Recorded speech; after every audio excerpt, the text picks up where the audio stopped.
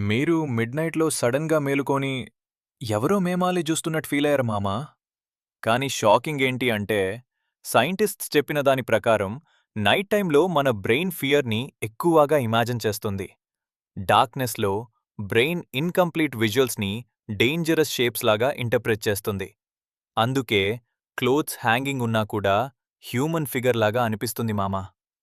ఇంకా క్రీపీ ఏంటి అంటే 3 ఏఎంని కొంటమండి విచ్చింగ్ అవర్ అని పిలుస్తారు. ఇంటర్నెట్లో చాలా హారర్ స్టోరీస్ ఉన్నాయి. ఫుట్ స్టీప్స్ వినిపించడం, డోర్ సౌండ్స్, షాడో ఫిగర్స్ కనిపించడం.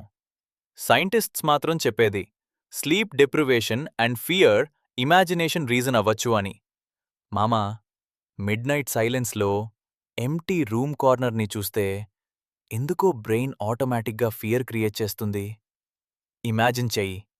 మీ రూమ్‌లో ఎవరు లేకపోయినా, మీ బ్రెయిన్ మాత్రం సమ్‌వన్ ఈజ్ దేర్ అని కన్విన్స్ చేస్తే.